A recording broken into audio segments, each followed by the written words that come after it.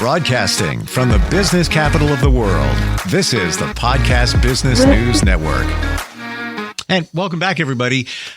Let's talk about how you present different thoughts and ideas. Like when you watch a movie, you watch a TV show, and you say to yourself, that was really good. Like that story was good. The way it wended itself through the beginning to the middle, the end, the suspense, maybe the drama. Why aren't you doing that when you talk to people every day? There's a story in everything, by the way, but when you share something with somebody, why not have the same approach as if it could be a movie or a TV series? We're going to talk about that today. Crafting, perfecting your storytelling. And that's what she does. She's a coach in just that and helps people tell their stories all the time very effectively. Michelle Cutler is back with us. How are you doing today? I'm great, Steve. Thanks for having me again. Oh, it's good to have you here. And, as I'm thinking about this, we think of the dramatic movie and it's, 90 minutes of this action packed and everything. That's a story there. But then you think of something so maybe insignificant, like watching Seinfeld, and they have an entire storyline about, let's say, muffin tops, the tops of muffins. And that's you. That's us telling a story. Like, what I walked into Starbucks and this happened, and you tell a friend that story. I'm thinking, why not intentionally make it the best it can be? Because you're looking for the same outcome when we watch Seinfeld, when we watch a big movie, to compel somebody, to make them feel somebody. Why not take that same approach? Am I thinking the way you are on that, or am I way off base here? No, you're definitely not off base at all. I think there is this sort of natural occurrence that I think everyone has experienced at some point when they are telling a story or recounting something that's happened, and something about it was so sort of visceral. It's almost as if they can see the scene in front of their eyes while they're talking, and they can remember the voices of the characters, and they start saying dialogue. And, when you get like really involved in some kind of story that has happened to you, and then someone says, oh my God, that should be a movie, right? And that kind of gives that indication that, you've really conjured up all of these elements that make a really good movie or TV series. It's characters, it's the world, it's lessons learned through dialogue or experiences rather than just exposition. So it's a real sort of, it's almost like the ancient form of storytelling before we had any kind of media, like sitting around the fire, the proverbial campfire, and someone sharing a story that becomes something that you fills your time with. So yeah, I think you think in cinematic moments, and you can start to speak that way too. It doesn't even have to be the big, grandiose, Leo DiCaprio movie. It doesn't. No. All right. I want to share something with you, and this is maybe to illustrate the point of clarity. I'm at a business meeting last night, and we're sharing different stories. And somebody was sharing a story, and very colorful, very detail-oriented. Appreciate that. Very long. Very long. Very long.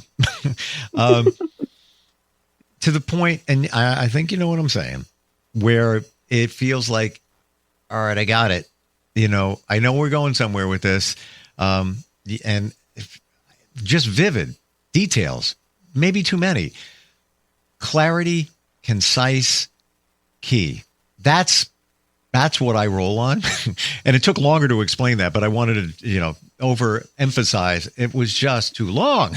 and when you look at the faces of others, you know that, it's not just me. They're feeling the same thing too. Like you're waiting for it to get to the end, and it's going to be worth it when you get to the end, but it's just taking too long. So how do we edit? How do we self-edit? And I know it's a process. How do you get there where you're just doing it automatically? Well, first off, I would say you don't always know that it's going to get there at the end. We don't always know that it's going to be a good ending, but you hope it's going to be a good ending. But the editorial part, a big part of it, I think, comes in asking yourself before you even begin, is what is the scope of this story? Is it just expansive? Is it cross, time zones and years? Or is it something that you've taken, maybe a 20-minute moment commute, let's say the commute on the train, and turned that into an hour-long saga, right? So I think, let's say, for using that example, we know a train ride is only so long.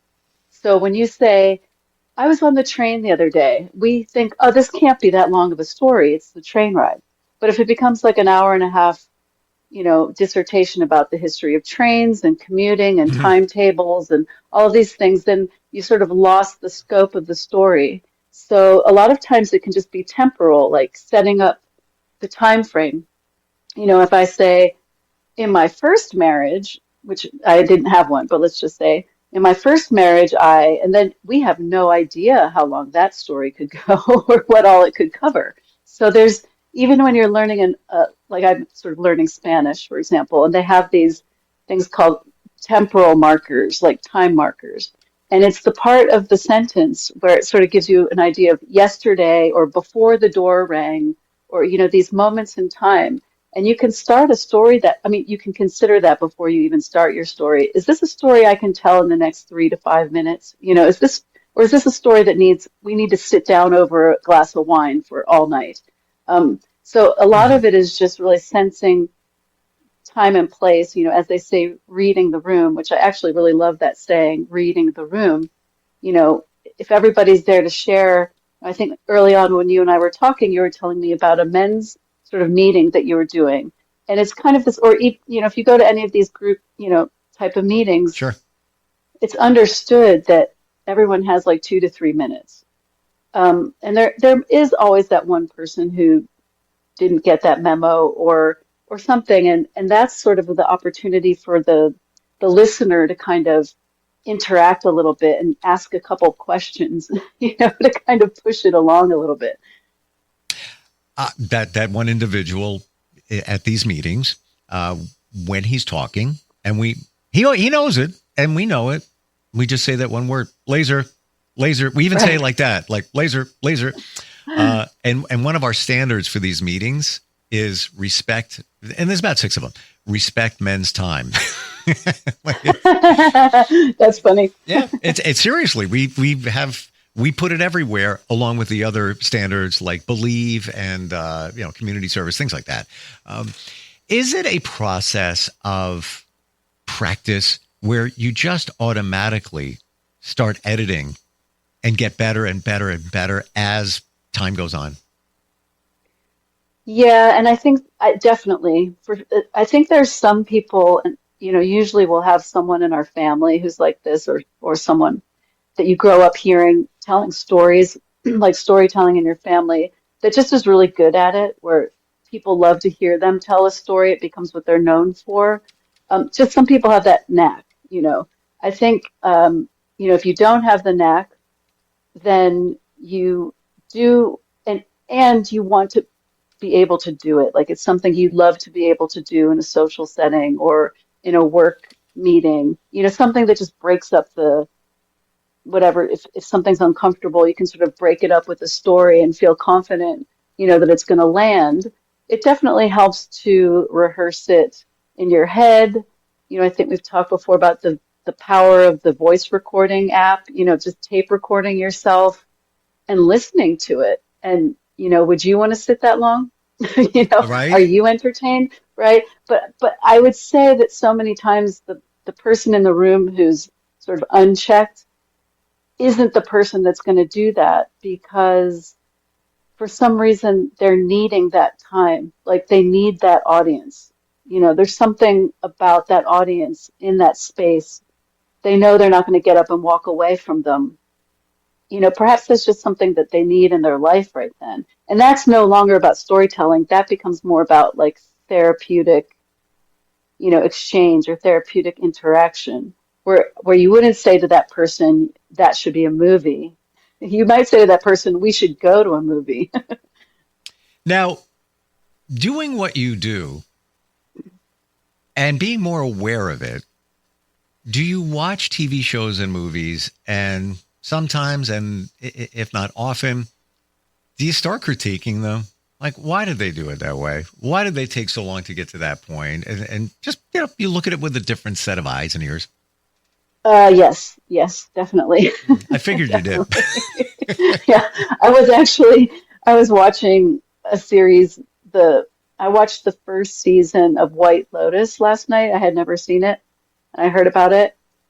And there were just like three or four major plot holes, just major plot holes to where, and I just couldn't get past them. I mean, I still enjoyed watching it. I enjoyed the characters and certain things, but there were just such these gaping holes in the plot, in the storytelling, that it was hard for me to get past it. I don't ever like to share what those are because I don't ever want to ruin it for anybody, but yeah, I think it can be hard, but it just means that when something's really good and I feel it's really good, then I'm really, really enjoying it. What can you share with us to edit how we communicate, to make that story a little bit better? Again, the trip to Starbucks and the situation that came up there doesn't have to be a full-length feature film, but if you're going to tell somebody that story, you want it to have the same pop, the same impact as much as you can. Mm-hmm. How do you get there? Is it you think of it before you even tell that story? Personally, I do. Even as I'm in the middle of it, I'm thinking of how I'm going to get to the next part. Yeah, definitely. I mean, one thing I always say when I start with working with anybody or even start a workshop about something is the why now question. Like, why this story? Why now? Like, what's the deeper purpose of what you're telling? Why are you sharing this, right?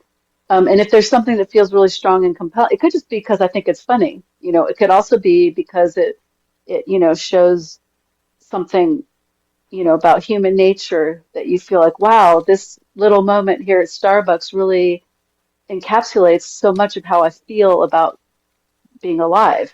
Just something small becomes huge.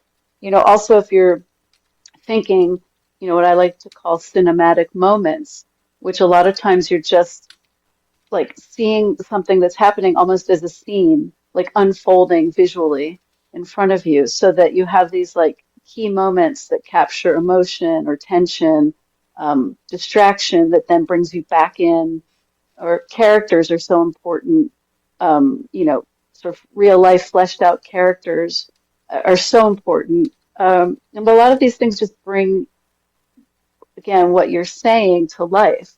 And maybe that's the word we're missing here. Instead of saying it's like a movie, it's sort of saying it's like life, but when you really have, it's the Seinfeld moment, or the one little thing that can become something that carries and takes on different meanings every time it comes up. I mean, that's when it gets really funny and fun. So share a story, if you could, and make it impactful. I'm going to put you on the spot, and you do the same for me. Something that maybe happened to you, but you make it concise, but it has a little bit of pop to it. Anything pop in your mind about that? Well, let's see. I mean, whenever I do these things, I always like to go for the most recent. If you remember the first time we spoke, I had the story of my hair. I was trying to dye my hair before our podcast, which made no sense because it's a podcast, but I wanted to have my hair, didn't want to have the roots, and the water went out, right? Remember? And Yes. I was stuck with, so like I like to go something current. So I'm just trying to think what would be something current right now that would be good. You go first and I'll come back. It's interesting how you go current because you want it to be fresh in your mind. You know what I'm saying? Like because it would have the same intent. It would have more intensity because it's fresh in your mind and something that you had recently gone through. But then you also wrestle with, tell me if this happens for you. You wrestle with whether it's going to be relatable to somebody else. Some of them are slam dunks. But then there's other ones where you're on the fence. Like, I thought it was pretty interesting. Should I share that with somebody else? I don't know. Well, I think there's something. So here's the thing. We're live. We're, on this broadcast, and it will be available forever. Mm-hmm. And so when I'm thinking, I would love to tell about how I'm about to go see in 4 days. I'm about to go meet up with my best friend from childhood who I haven't seen in person for 40 years. Mm. And I'm like nervous, but I'm also so excited. And I suddenly am having this wash of memories from my childhood that I haven't thought of in a long time because I'm imagining her and seeing her, but I don't know that that's a story yet. It's like a story I'm kind of working on as it goes. I want to get there first. Okay. I can relate. No, I mean, like I physically want to get there. Like it is a story I will want to tell. Like I have a few stories that I'm kind of working on right now that, in understanding, like you were saying before, you need somewhat of a beginning, a middle, and an end. You need a build, you need tension, these things. Like after doing this for a while, I know that just recounting one moment might not be fully satisfying in the storytelling of it. So I already can feel that the story with my best friend has 2 or 3 more beats that are going to happen in the next 10 days. And so those things that as they happen, I will then 10 days from now be ready to tell you a story about that is more encapsulated, that does have the highs and the lows, but it's because I've allowed it to happen already. So I like think about it in the moment like you do, but I'm thinking about it in the moment of a number of beats, like a number of moments. Well, you inspired me to tell a story based on what you're talking about. Can I share it? Good. And please. I will laser it for you. So I feel that my mom sends me signals, and they're very specific. I'll just say she passed away 6 years ago, and I'll just say, Mom, let me know you're thinking of me. Throw me something. They're always specific. I see her name come up, like really specific. Don't need to get into the details, but I'm skeptical, but it's mind blowing sometimes. Over the summer, I'm walking into town, taking my dog for a walk, and never even go into town with my dog. Never do it. I'm walking there. I come upon 2 men. I look up. I'm like, I know you guys. It turns out that these 2 men were in my life when I was very young. And we start talking. We're catching up. Their mom was my mom's best friend. They were best friends. And the reason I'm bringing this story up is, of the 2 men, I am now pretty much best friends, or very, very good friends with one of the brothers. He's 12 years younger than me. We hang out all the time. We have the same likes. We love live music. We just get together. Our lives are almost very similar. And it's almost as if my mom put him there for me to reconnect with him. And why is this relevant? Well, we're going tonight to check out another tribute band. And it's just so nice, to your point of reconnecting with somebody from 40 years ago. Same deal here.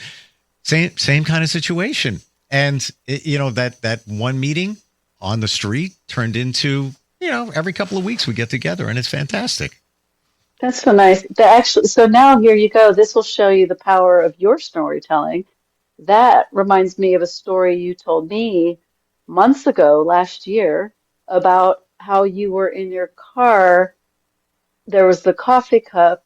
There was some sign from your mother that came in, right? I was in a very challenging moment. I was heading to a meeting that could be life-changing, and that was the very first time that I asked her for, this was a few years ago, probably sign. 3. Yeah, sign. Show me you're listening. It was 3 years ago, and I looked down at the energy drink in the console of my car, and it was her date of birth. And to me, that was, okay. And meeting turned out great. Everything was wonderful. But again, to Craig, that's his name.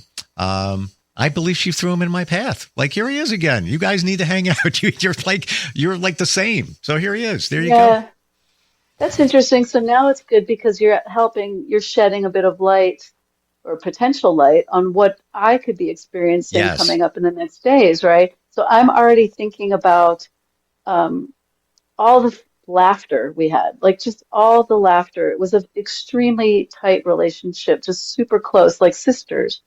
And but it was only 4 years that we were together as friends in person.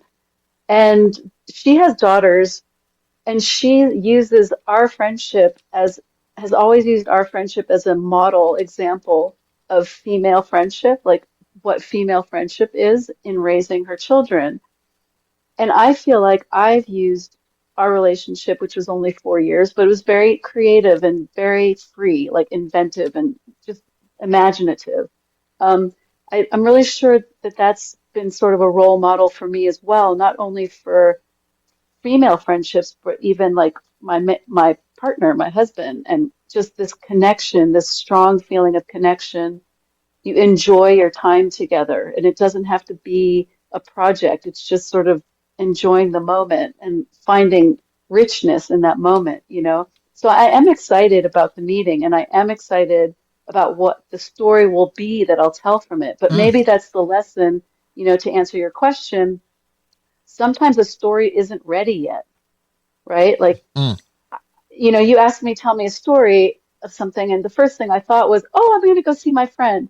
And then I thought, that's not a story yet. It's just not yet a story, right? So I kind of spared you from that because I didn't even try to make it into a story. I thought, not ready yet, It's percolating. And That's my word yeah, of the week. exactly. It's percolating. Exactly. But guess what? You mentioning that inspired me to share with you my experience of somebody from my past. And yeah, it's like 40 years, something like that, more. Um, and how beneficial it is and was. Yeah, And maybe that's a common theme here, how stories can inspire others. So if you feel that absolutely. you're, I don't know if I should tell anybody this. I'm happy. I think it's wonderful that, I connect, look for the signs. Somebody could say, Steve, you're crazy. Your mom did not put that person in your path. I believe there's a reason. That was her best friend. They were friends, but I lost track of these two men. And now they showed up together at the same time. Yeah. Um, Yeah. I'm excited for you to meet your friend, this person. Yeah, it's going to be fun. I'm really excited. I feel very young again. You know, I agree with you because I feel like whatever we do, me and this guy, it's like we were younger. We didn't hang out when we were younger, but it feels like we were younger because we just, we go to see bands all the time. We love it. Like we're just into music. We're into craft beer. We'll have a beer. Hey, would you like that hazy IPA? Oh my God, I like them too. Just weird. It's weird. So you never know what's going to happen. And I get it that you could be apprehensive. It's like going to a class reunion. How many Yeah. times you're like, I don't know, people are going to judge me. What are they going to look like? That whole situation. It's one person as opposed to, let's say, 30 in a class reunion. What's the next step in your meeting with this person? Like, how's that going down? Well, I'm meeting her in Madrid, and I'm actually meeting her husband for the first time and her daughter. Hmm. And then I'll throw a little twist in it. There's a third friend coming so my best friend and I were best friends. And I was also friends with this other girl. And when I left, the two of them became best friends. So Oh, it's actually going to be a bit weird because it's three of us. Whenever you have three girls together, something good and bad can always happen. there's a story. So, There's many stories right there. right. So we're going to see how the dynamic goes, but at least I get my friend for a full 24 hours before the other one shows up. I'm sure it'll Ah, be fine. I'm sure it'll be totally fine. But if you're going to, going back to being 10, 11 years old, um, there's just, it's just a funny thing. I will have a lot to write about, I think, from this, and I will definitely have a story. I'll share it with you in like 3 weeks or something. And I'll keep it short. It'll be a nice, short, contained story. I'm laughing inside because, and we're out of time, but I have another story involving women together. Um, It's almost bizarre and crazy to even tell the story for another time. It's like, but I Well, got let's do it. Let's do it when I tell my girl story. all you got to do is say Ocean City, and I'll tell Oh, you the story. is But it Ocean City, Maryland, or Ocean City, Maryland, Delaware? it's Yeah, I'm from Maryland too. oh my gosh, isn't it funny when you start talking about stuff that the Yeah, relatability comes in? As soon as you said the female thing, let's just say it was about Ocean City. about Ocean City. It was a road, not long ago, by the way. It was a road trip between two men, myself and another, and four women. And everything was great That sounds, except for one riff between one of the women. Uh, yeah. Tonight at 8. Make sure you're watching. I'm uh, assuming there's a minivan involved. no minivan, but drama, and I can't even. Well, how did you get all six people together in a road trip? Oh, two separate vehicles. Oh, there you go. Okay, that's why I was thinking minivan. You're starting to squeeze it out of me, but it was mostly the riff between the women, and it was one woman creating the riff. Let's just say that. Usually is. It almost always is. Uh, It almost always is. but guess I don't what? say one woman. I say one person. It's almost always one person. Relatability. You said that right away. You sparked my memory, and me and the other people, we're not friends with her anymore, but all the others, we laugh about it that one time. This is only 3 years ago that this took place. And that was like we were in our 20s again, how ridiculous it was and fun at the same time, all of that. Best way Yeah. to reach you. How do we do that, Michelle? Love talking with you. Love your approach. And this is, many might minimize storytelling. It's so important. It's everything, the way we communicate, right? Yeah, totally. And again, like you have to have a space where you feel like you can riff, like you and I are doing. We're riffing. Mm-hmm. But then ultimately, if we were to take any of these stories out publicly, even though of course this is public, but if we were taking it to a setting that we wanted to intentionally tell it for a good reason, we would spend a bit more time on it. We would work it out. We would test it. We would play with it. We would brainstorm, and then start to refine it so that it has its beats. Um, but I'm actually doing a workshop this weekend called Based On, which is the adaptation of true stories into screenplays. So a lot of what we're talking about comes into play when you actually want to get to a real narrative, like a real dramatic type of narrative, but based on true stories. So there's so much we can pull from a true story to make entertainment. And all of that's on my website, which is www.michellecutler.com, MICHELLECUTLER.com. You can always reach me through the website. I love hearing stories. You can show me your website. I just did a great workshop on websites and SEO and storytelling. Um, so yeah, just get in touch if you have any ideas or questions. Love it. Riffing is a great word.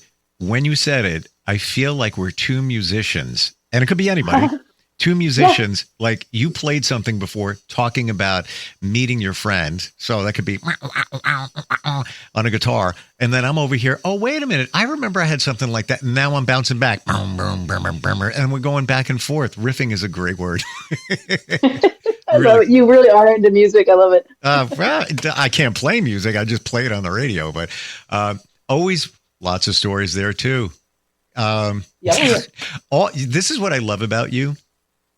You inspire us in many different ways, including creativity. We're over time, but now I got to share this story because it just popped in my memory the other day. Um, Okay. did I ever tell you the Rod Stewart story?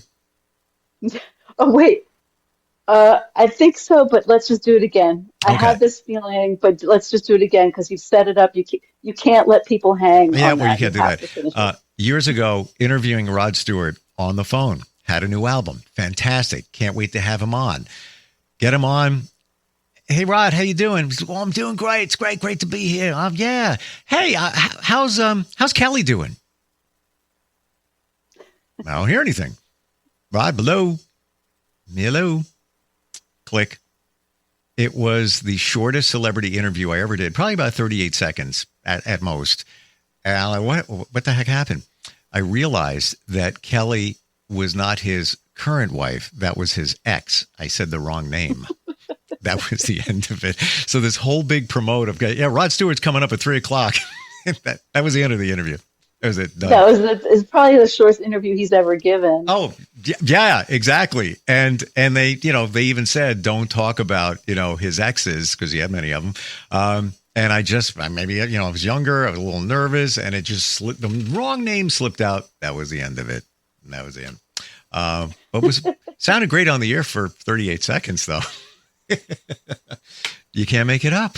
You can't make it up. There's a story in everything. There is. Michelle, great talking with you. And honestly, I can't wait to see eventually how things pan out with this friend from the past. Yep, I'll have that ready for you in a few weeks, and then you'll tell me your story too. Love it. All right, we'll catch up soon. Thanks again. Sounds good. Ciao, ciao. We'll be right back.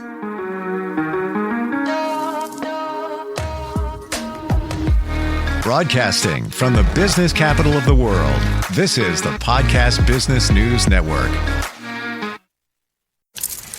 Let's go inside the mind of a 10-year-old. I should have worn those earrings today. I like those earrings. Gabby has those awesome earrings. I need to ask her where she got those, but that's just what she would want me to do.